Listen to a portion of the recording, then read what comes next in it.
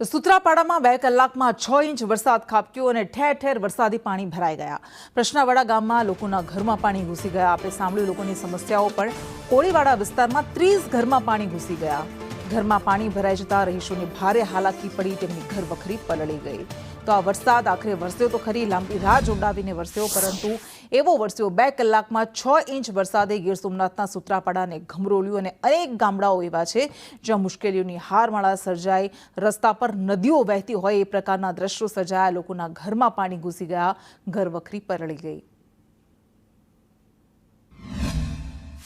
રાતના 12 વાગ્યાનો વરસાદ ચાલુ થઈ ગયો છે, તો 12 વાગ્યા સુધીમાં કોઈ બી અમે સૂતા હતા, ઘરમાં પાણી ઓછીતું આવી ગયું। બરાબર, ઓછીતું આવી ગયું એટલે અમે પછી નીકળવાનું કોઈ સાધનો પણ નથી, કોઈ માણસનો નીકળવાની પોઝિશન અમારે અહીં નથી, કેમ કે ચારેકોરથી પાણી આવે છે, તો ક્યાંય રસ્તો અમારે પાણી નીકળવાનો નથી। તો અમે ક્યાં જઈએ? પછી ઘરમાં ઉપર મેળીએ ચડીને બધી બેઠા, માલ સામાન બધી બગડે, એઠે ગાડીઓ બગડે, દુકાનોમાં જે માલ છે એ બધી રેડ પાડી ગયો। અમારે આ પસનાવડા ગામ છે ને આપણે મોરાસા રોડ સુતારવંડીની સામે, બરાબર। તો આ દર વર્ષે આ જ પોઝિશન રહી છે પાણીની। આ પોઝિશન અમારે વધવામાં રહી પણ ઘટવામાં રહેતી નથી, બરાબર।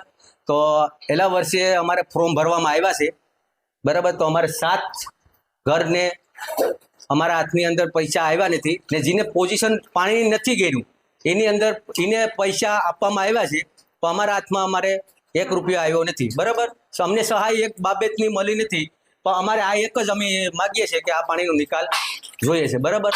બસ અમે એટલું બી કહેવા માંગીએ, બીજું કંઈ નહીં।